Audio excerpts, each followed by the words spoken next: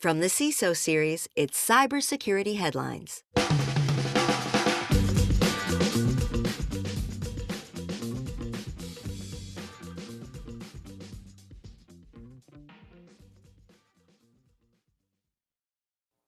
Replay attacks bypass deepfake detection. Senators ask for reinstatement of Cyber Review Board, and Microsoft and CrowdStrike partner to link hacking group names. These are some of the stories that my colleagues and I have selected from this past week's cybersecurity headlines, and now we're looking forward to some insight, some opinion, and most certainly some expertise from our returning guest, Rusty Waldron, Chief Business Security Officer over at ADP. It's been about 18 months since you've been on, Rusty, so I have to ask, how was your week in cybersecurity? Hey, Rich, thanks for having me. It's always fun being here with you guys. Very much enjoy being invited back. The week's been fantastic. I mean, honestly, it's been a lot of fun. There's a lot of activity that's been going on, both, I guess, positive and negative, although as a security guy, I like that glass half full kind of aspect of things, right? Like I have to keep a positive outlook on life. But yeah, there's just been a lot of creativity. I think a lot of things are going positive in the world, and I'm great to see that. So it's glad to be here and happy to have a little fun with you today. Absolutely. Got a ton of interesting stories, and Rusty, you highlighted some great ones in our prep today, so I cannot wait to get to that. Before we do, though, a little bit of housekeeping. First up, have to thank our sponsor for today, Conveyor, the #1 AI for Trust Center and Security Questionnaire Automation. And then I have to invite all of our audience, if you haven't already, make sure 1 week to come and join us on YouTube Live. Just go to CISOseries.com, hit that events drop down and look for the cybersecurity headlines week in review image. That'll get you there. You can subscribe to our YouTube channel, have some fun. We're already seeing some fun conversation going up. TJ Williams is having an awesome day. Rusty, just like you, keeping the positivity going. We got CCL in there. We got Maxtronic. We got Kevin Farrell. And of course, the big boss man, David Spark, in there. You can join them, be among this elite crew. Been having some new people in there and having some fun. So make sure you join us each and every Friday. If you can't join us live, though, send us an email, feedback@CISOseries.com. Let us know how we're doing on the show, thoughts on one of the news stories that we covered. Did we get something wrong? We want to know. If we got something right, also, I will accept a virtual pat on the back. We're about to jump into the news. Before we do so, just a quick reminder that Rusty's opinions are his own, not necessarily, though, of his very glorious employer, friends, staff, affiliates, really anyone else in his life. This is pure Rusty, tried and true. We got about 20 minutes, so let's get started. First up here, this is one of those ones just fascinating me since I read it. Replay attacks bypass deep fake detection. This comes from a new paper from Resemble AI and a team of European academic researchers, and it shows a new method for getting around existing audio deepfake detectors, and it's dubbed a replay attack. This involves generating synthetic speech, then playing it over speakers, like real speakers in the real world, and then re-recording it with actual background noise, just getting the room tone or things that's going on. The researchers believe this process of re-recording removes key artifacts that detection models rely on. So, Rusty, this is also our producer Steve's favorite story of the week, not focusing on the deepfake workaround specifically, but the endless creativity that threat actors have when it comes to trying to tear our defenses down. And thankfully, we have some creative researchers too. Would you ever consider using such a story, I guess, as a teachable moment for your team?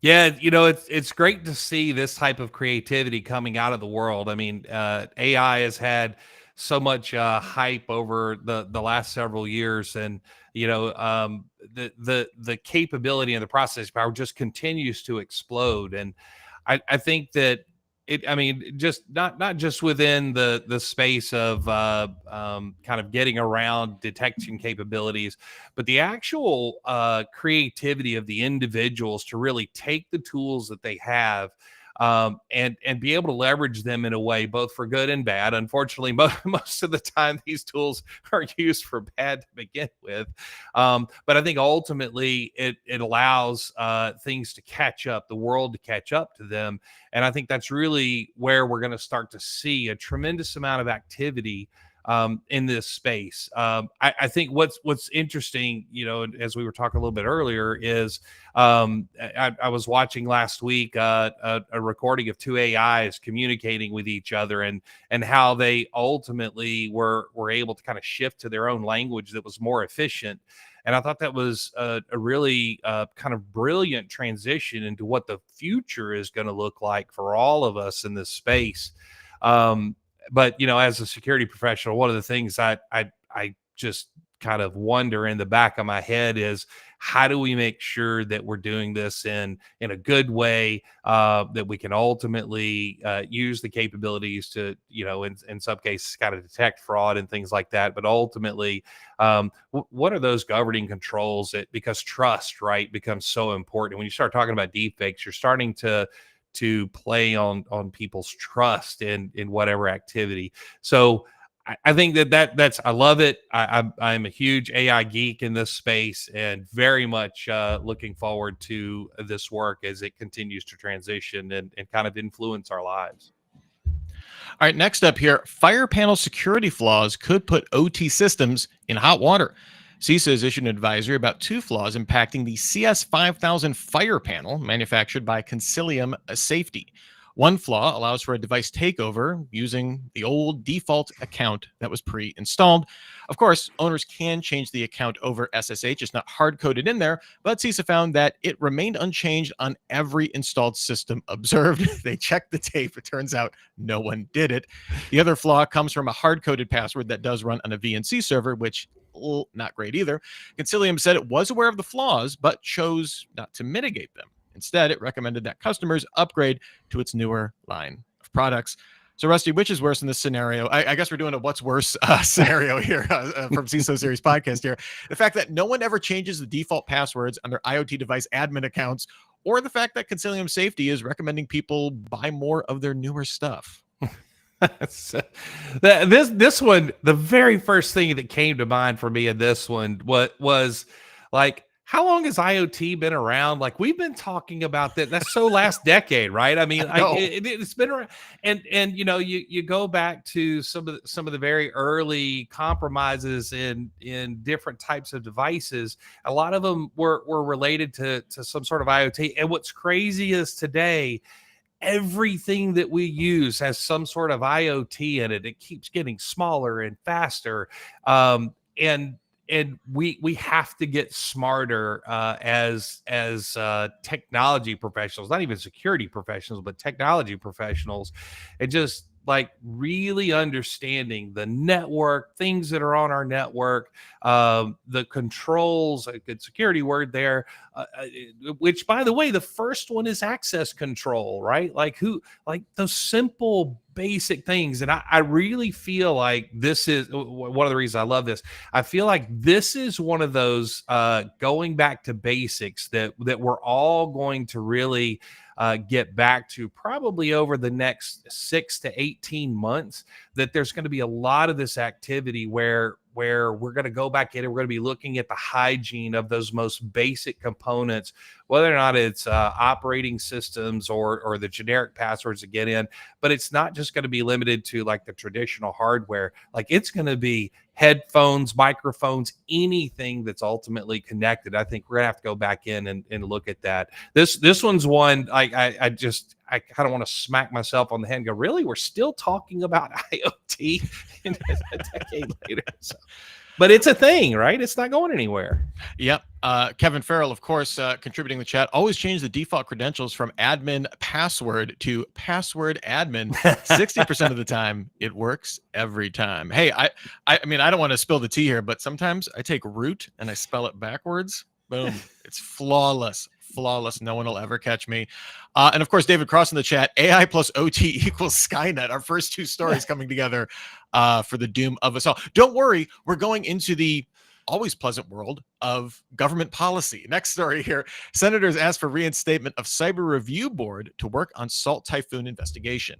4 Senate Democrats have sent a letter to Homeland Security Secretary Kristi Noem asking her to reestablish the Cyber Safety Review Board, or CSRB, whose 20 board members were dismissed days after the president's inauguration back in January.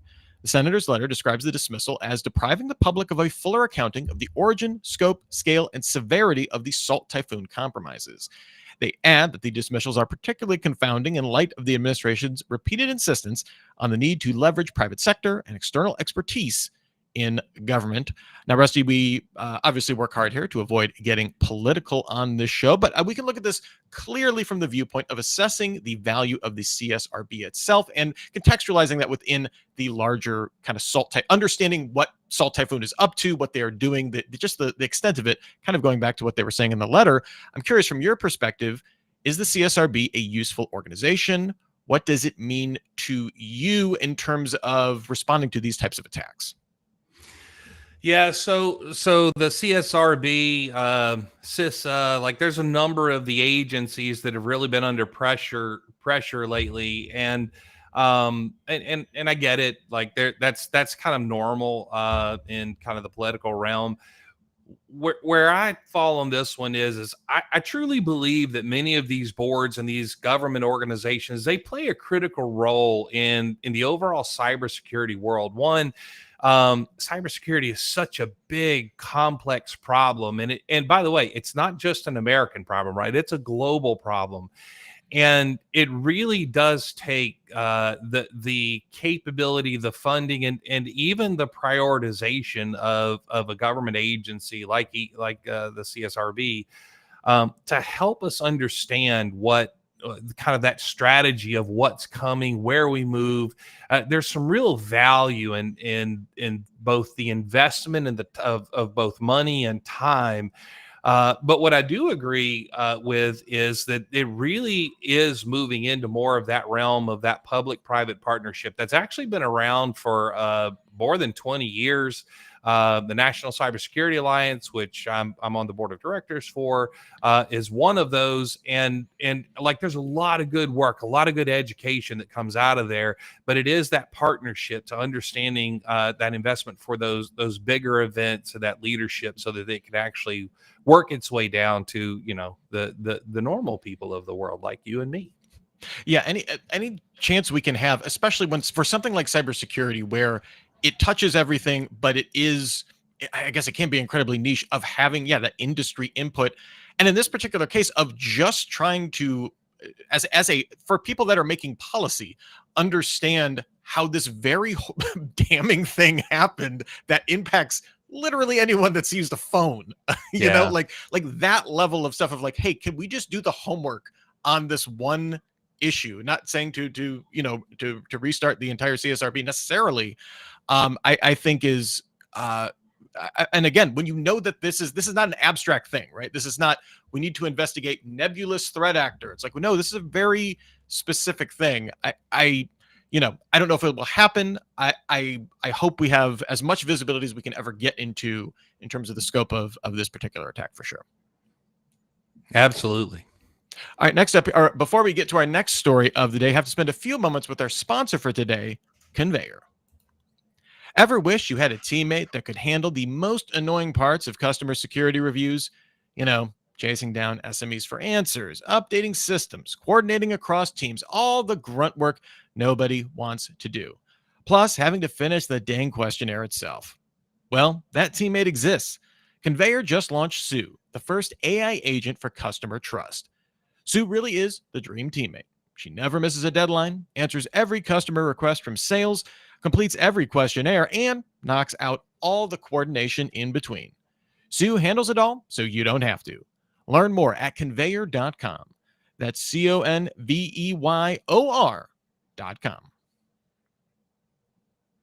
All right, sticking into the world of government policy here. Next story, Sean Cairncross has policy coordination in mind. At a Senate confirmation hearing, Sean Cairncross outlined his vision for leading the office of the National Cyber Director, emphasizing the need for interagency coordination and alignment with administration policy. While acknowledging his lack of technical cyber expertise, Cairncross highlighted his leadership expertise in managing large organizations and responding to cyber attacks during his tenure at the RNC. He avoided directly addressing concerns about potential cuts to CISA, but stressed a proactive stance against foreign threats. So again, Rusty, not getting political here. The current administration has demonstrated repeatedly that they favor outside people over career technocrats. I think that's fair to say based on history and now at this point. What are your feelings about having someone who admits to having extraordinarily limited technical cyber expertise in this position? Is it helpful to have a fresh perspective? Is it helpful to have to be able to communicate, particularly within this administration, with people at the top? Yeah, this is always an interesting topic that happens a lot in the private sector, right? When you start thinking about leadership and what can that leader bring? Do they have experience or not have experience, or what does that experience look like in whatever industry? And in this case, it happens to be cybersecurity. I think what's interesting about this is because it kind of ebbs and flows. I think there are times when it makes more sense to have tenured people with deep experience helping to lead these initiatives. And then there are other swings of that pendulum where you need to bring in someone who's got some fresh ideas. It's hard, right? Because you live through this in the private world. We live through this, and I'm sure governments do too. It's hard to tell whether or not it's going to be a good thing or a bad thing. I really think it's going to depend on the leadership style and the direction and the strategy that they set and how they leverage what they're doing. And by the way, how long that tenure? Because to be perfectly honest, someone in a leadership role like this, they may last a week, a month, a year. Like who knows? Government can sometimes be tough, especially for people from the private sector. I'm hopeful though. Like I do believe that good experience and good leadership can really help, whether or not it's in the public or the private sector. Well, in particular, we always talk about this is not a CISO role, but when we're talking about security leadership, like at that very top level, really your job is, in a lot of ways, is translation, right? You're not going in there and giving a technical briefing to your CEO for the most part. That will fall on deaf ears. You have to translate this into business logic. I don't want to undersell for someone in this position, which can be extraordinarily technical, to be able to communicate this. Having an effective means of communication is a non-trivial skill, right? We see this all the time of I'm in the cybersecurity subreddit all the time for research for our different shows and stuff like that. And there is a lot of frustration when you have technical people that see like, oh, this person doesn't know how to do X, Y, and Z, but I'm an expert in this. At a certain level in leadership, it's more important that you be able to, one, communicate it to leadership, and then two, actually delegate it, because you're dealing with such a large organization. So I'm hopeful. Now, to your point, in terms of tenure, how effective that communication is, and in any given administration, those things ebb and flow. So, I know there is some internal politics within that is kind of outside of our purview.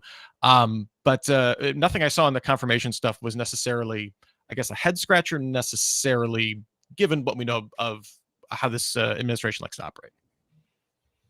Yeah. All right, next up here, Microsoft and CrowdStrike partner to link hacking group names. This story, like my eyes went wide when I first saw this one. So the two companies have announced a partnership to connect the aliases used for specific threat groups without actually using a single naming standard. They say this will be done by mapping or linking the different names their security analysts use for each group they track for any kind of publications, particularly Microsoft is putting out here. They add that this is the initial step toward making tracking overlapping threat actor activity easier and avoiding unnecessary confusion and complexity. And notably, Google Mandiant and Palo Alto Networks Unit 42 say they're also on board with this. So we got a lot of big names kind of all agreeing to put, formerly known as, or DBA, I'm thinking of like your mortgage here, right? You have all the names of banks, you have all these names of threat actors. I'm curious though, how is this more efficient than simply agreeing on a single name for a threat group? Or does that get into more, I guess, organizational pride aspects of this? Yeah. So one, I'm very excited about this. I've been able to be a part of a number of organizations with knowledge sharing, right, and really around any types of cyber attacks, the IOCs and TTPs that we're all familiar with. I think what becomes hard, and this is kind of a curious announcement, is that it would be great if we could all name everybody the same thing, but I think that we see it from a different perspective. We see the attack and the threat, the types of tools and techniques that they're using, and we're using those indicators to ultimately try to identify some threat actor or group that's been running, whether or not it's a nation state or some other group that's popped up. And I think, and listen, I am not a bad guy. I don't play one on TV, although I like to wear a hoodie and sunglasses. But I wonder how many of these actors and these groups out there are constantly collaborating, working together, breaking up. Like, they don't seem to be at odds with each other. But I wonder if as and like, do they recruit? Right? Like, are they hiring from each other? Like, it's really interesting to see how that goes. So I think this is actually a good step forward. But ultimately, I would love to see more of this from the private sector, because a lot of that attribution really sits in the public sector, and we don't always have access to that except in special circumstances. My 2 cents. Maxtronic has a great idea here. We should actually let the pharmaceutical companies do the naming, and they can come up with catchy jingles for, we can do like Cozy Bear. We can have that song going on here. Great thought there, Maxtronic. My other thought would be we can just like at some point we're going to just reverse, right? Because Microsoft's going to come out with their big book and say, oh, this is UNC 4022 with AKA this group from Palo Alto or Mandiant. All they need to do is just change the heading. It's just like, oh, but we're going to call this collection of linked names by something. And then we can all refer to that collection of linked names by the meta name.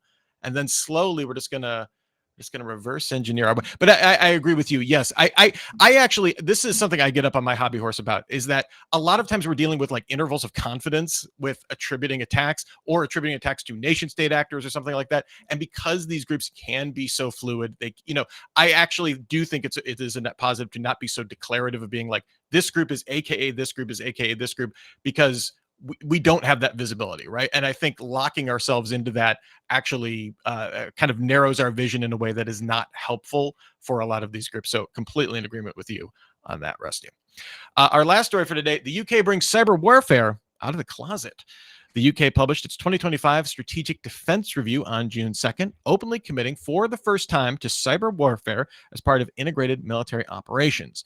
The review proposes a centralized cyber EM command to coordinate cyber, AI, and electromagnetic capabilities, it's terrifying, across land, sea, air, and digital domains, citing 90,000 gray zone cyber attacks on UK military networks over the past 2 years. It also introduces the Targeting Web, a new AI-driven system for rapid cross-domain decision-making and attacks, inspired by lessons from the war in Ukraine, which I think has really reset all of our expectations in terms of how cyber and hot warfare can kind of are now just part of the straight continuum, right? There's no distinction between those in so many different ways we're seeing in that conflict. So Rusty, the story seems to have some good feels here. Is there anything that causes you concern, or is this just a timely development? We'll see more countries following suit. Yeah, I think this is just the natural evolution of where we are today in maybe a non-traditional warfare type of theater. I mean, it's been kind of escalating since before the pandemic, right? I mean, and we continue to see more of it. I know there were some drone attacks recently. I don't remember which one that one was, but I think the world is shifting in that space, and more countries are starting to understand. And I think this one is one. I would say they've probably been doing this for a while. They're just now acknowledging it, and I think that's really what you're seeing here is that it's going to be a little more vocal globally with different countries. The really interesting thing about this is you don't have to be a big nation state in order to do this. I mean, you can have cyber capabilities, especially with the tools that are available, and AI becomes more available, and the delivery pack capabilities become much easier. Like this is something that we're here, going back to it is Skynet, right? Like we're all getting back into that space. So I think this is just a natural evolution of where things are. I don't know if it's good or bad yet. I think time will tell. All right, before we get out of here, just a quick thank you to everybody getting involved in our chat here. We had George Strasberger coming in, kind of feeding off of the Microsoft and CrowdStrike naming concordat, I don't know what we want to call that, detente that they've come to, saying we need a list of names for threat actors similar to the NHC name for hurricanes. I do like that. There was a talk of a severity, not a severity scale. Was it a severity scale or a complexity scale for cyber attacks using that convention? I think we covered that on the show as well. So George, fantastic point. This just also to everybody in the chat though. Kevin Farrell, TJ Williams, CCL just mentioned George. Just a lot of fun, a lot of good conversations having there. Everybody liked the naming story. I was not alone in enjoying that. Rusty, before we get out of here, was there any story this week that was a thumbs up you heartily endorse, or an eye roller you just can't believe it? Either in our rundown or just in the news of the week this week. Yeah, I'm gonna say the deep fake. One is just I'm a nerd with that kind of stuff. I love it. I eat it up, and it's just one of those things. We're in that precipice, right? We're gonna look back in time, and we're gonna see that this moment that we're living through, these 3 or 4 years, is going to be about like the .com era of the late 2000s. We're really living through that, and I'm excited about it, and so I'm going all in on that one. I love it, and looking forward to the great things coming in the future. I'm just going to go ahead and put up my research paper that if you take a deepfake video and shoot it on a mini DV cam and then upload that footage, it also defeats deepfake detectors. I'm just going to go ahead and say that. I'm just calling it right now. Mini DV is the hacking tool of the future. Rusty Waldron, Chief Business Security Officer over at ADP. Thank you so much for being on the show. Where can people find you on the cyberspace if they are so inclined to give you a follow? Yeah, you can find me on LinkedIn. I don't do a lot other than that, but LinkedIn, feel free to find me out there and reach out anytime. Love talking about this stuff, and you might see me at the National Cybersecurity Alliance events. So looking forward to that. Fantastic. And thanks also to our sponsor for today, Conveyor, the #1 AI for Trust Center and Security Questionnaire Automation.